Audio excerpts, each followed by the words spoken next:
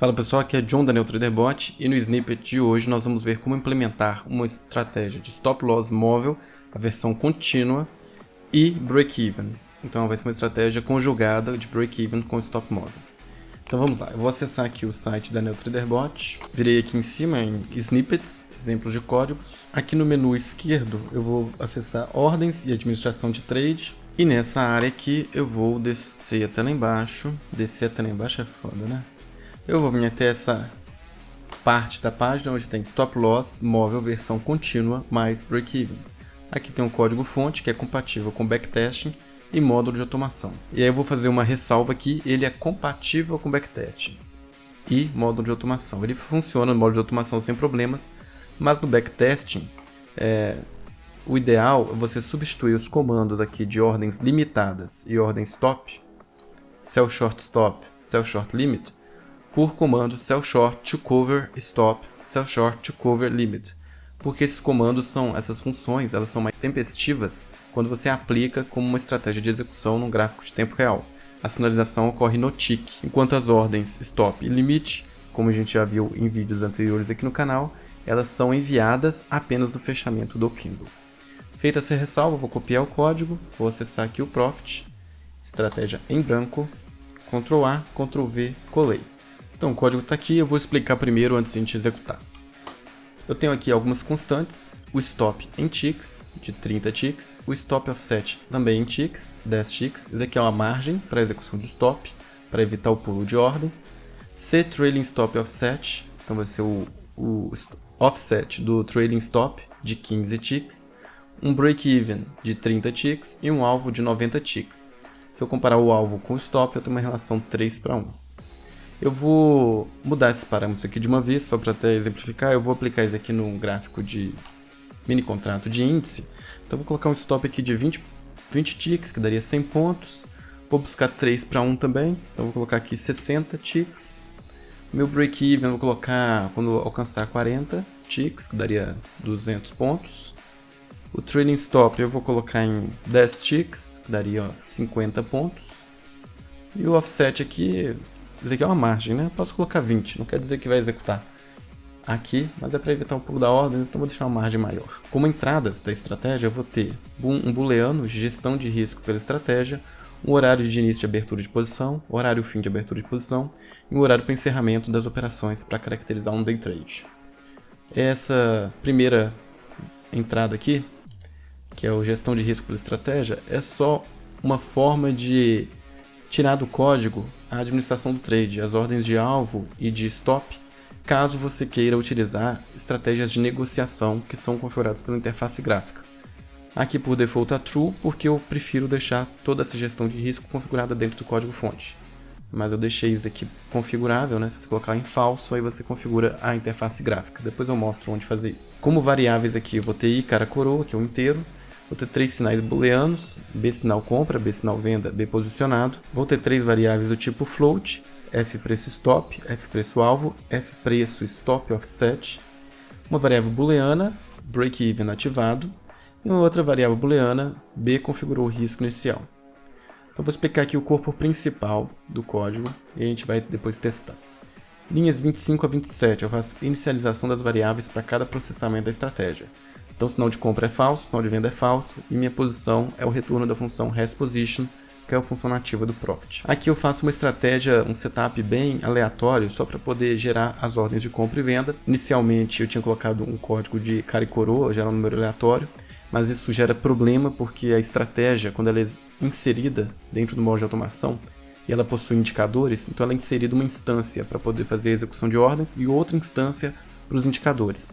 Então são duas estratégias rodando em paralelo, cada uma gera números aleatórios diferentes, então eu posso ter uma compra aqui e o plot dos alvos e stop com outro número aleatório que poderia ser de uma operação de venda, e enquanto aqui está uma compra, então fica distorcido a exibição no gráfico. Então para evitar este problema, eu coloquei então um aleatório um pouco mais determinístico, né? Coloquei aqui, eu verifico a hora do candle, vejo se é par ou ímpar. Se for par, então vai ser uma ordem de compra, se for ímpar, uma ordem de venda.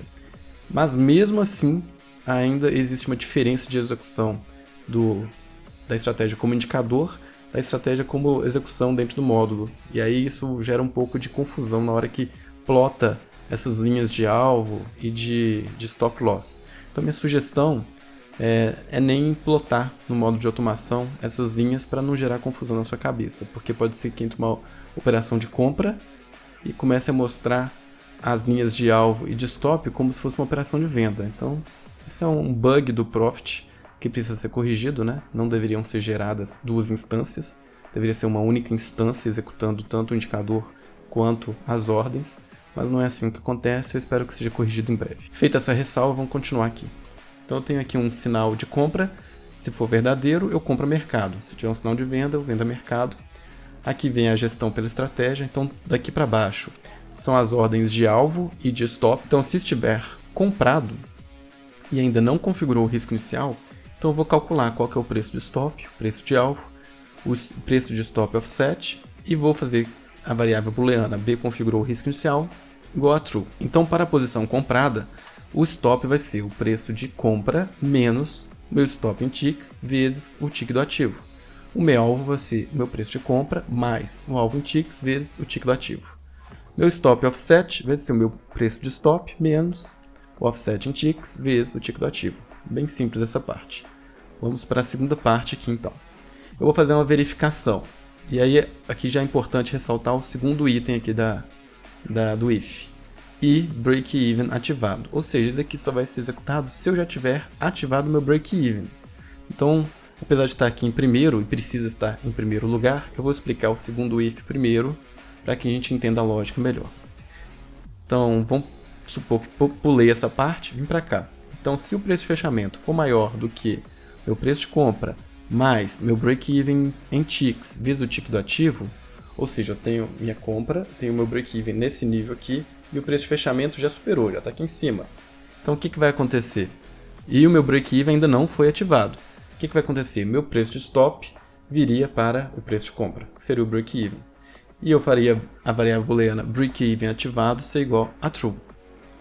Até aí, beleza, né? Então essa é a primeira parte do stop loss. Então eu ativei o break-even. Então no primeiro processamento vai ativar o break-even. No próximo processamento, aí eu já vou utilizar meu stop móvel. E aí dependendo dos parâmetros, das constantes que você coloca no início do código, você pode ver esse efeito de break-even por mais tempo, né, seu stop no preço de compra, ou você pode simplesmente ver o break-even ativado e já começar a acompanhar pelo stop móvel. Então vai depender da configuração dos parâmetros. Vou explicar então agora a segunda parte. Então aqui ativou o break-even, então vou aqui para cima. Então se o preço de fechamento menos o trading stop offset vezes o tick do ativo for maior do que o stop aplicável no momento e o break-even já tiver sido ativado, ou seja, se o preço de fechamento aqui do ativo menos o quanto eu quero ficar atrás desse preço de fechamento, se isso daqui for maior do que o stop que eu estou utilizando, então quer dizer que meu stop tem que ser isso aqui. E é isso que acontece, então eu faço o preço de stop vai ser igual ao fechamento menos trading stop offset vezes tick do ativo. A primeira vez, quando o break-even não está ativado, isso aqui vai pular, isso aqui pode ser verdadeiro ou não. Então, quando ultrapassar o limite break-even, isso aqui vai ser verdadeiro. E aí, no próximo processamento da estratégia, essa primeira condição if aqui vai ser testada, porque o break-even já está ativado. E se aqui for verdadeiro, eu começo a acompanhar o preço pelo stop móvel. Aqui embaixo é bem padrão, né? Eu calculo o stop offset, que vai ser sempre em relação ao preço do stop atual. E vou ter os comandos sell short stop, que é o meu stop, e se eu ainda tiver comprado, sell short limit. E aí, como eu já esclareci no início do vídeo, se você estiver fazendo isso aqui como estratégia de execução, num gráfico em tempo real, sem o roteamento automático, né, só para ver a sinalização, substitua aqui por sell short to cover stop, sell short to limit to cover limit. Para a posição vendida, o raciocínio é bem análogo, não vou repetir aqui para o vídeo não ficar muito longo. Aqui eu tenho um bloco para poder encerrar a posição. Se eu não tiver isso daqui, não tiver o comando close position em algum lugar, o Profit, na hora de criar automação, fala que eu não tenho ordem para encerrar. É um outro bug da ferramenta, então eu coloco isso aqui porque é conveniente não carregar a posição para o dia seguinte. Aqui a gente está fazendo operação de day trade e já resolve essa questão do bug aí do Profit. E por último, eu verifico se não tenho posição e já configurei risco, então significa que eu encerrei minha posição neste processamento. Então eu faço b configurou risco ser igual a falso e meu break-even ativado vai ser igual a falso. Eu reinicio essas variáveis para a próxima posição que for criada. Aqui embaixo então tem o plot, e eu recomendei não utilizar aqui caso você vá aplicar essa regra dentro do modo de automação. Então, você, na hora de... E pronto, é isso. Então eu vou aplicar esse meu código aqui para o mini contrato de índice. Então eu vou executar aqui, vou expandir a tela para a gente poder ver o gráfico melhor. Então percebam aqui, vamos pegar uma operação aqui, essa operação de compra, né? Estou no gráfico do mini contrato de índice, WinZ22, 1 minuto. Então eu fiz uma compra aqui, né? Em 117,775. O meu break-even está de 40 ticks, daria 200 pontos. Então quando eu fechar em 117,975, o meu stop aqui vai para a posição de break-even. Então 975 ocorreu aqui, neste ponto aqui, neste candle. Então neste candle, meu stop passou para o preço de compra. Então se a gente observar aqui, o stop foi para 117,775. E a partir desse momento, o meu stop começou a acompanhar o preço de fechamento do candle. O stop móvel na versão contínua. Então o preço de fechamento menos 10 ticks. Ou seja, 50 pontos atrás do preço de fechamento. Aqui, por exemplo, fechou em 117,980. Menos 50, 117,930. Então, se eu colocar aqui, vai aparecer 117,930. Então é isso, pessoal. Espero que esse código-fonte seja útil para vocês escreverem seus códigos-fontes. E eu vou pedir para vocês prestarem bastante atenção em todo o código que vocês executarem dentro do módulo de automação de estratégias.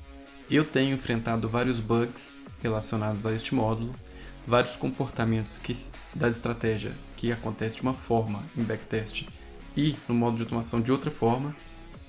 Alguns comportamentos que eu até caracterizo como bugs, por exemplo, execução em replay. Se você pegar uma estratégia sua e executar em replay, experimente executá-la em 1x ou em 10x.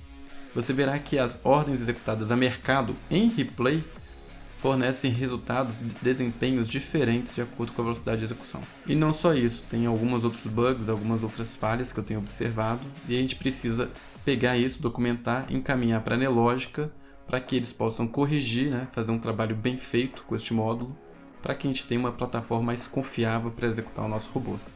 E se de tudo não forem corrigidos, não chegarmos ao nível de confiança que a gente acha adequado para rodar robô, a gente tem que partir para outra solução, né? Tem outras opções aí no mercado, mas vamos tentar primeiro ser colaborativos e ver se isso surte algum efeito. Bom, eu agradeço mais uma vez por terem assistido o vídeo até aqui e nos vemos no próximo. Abraço!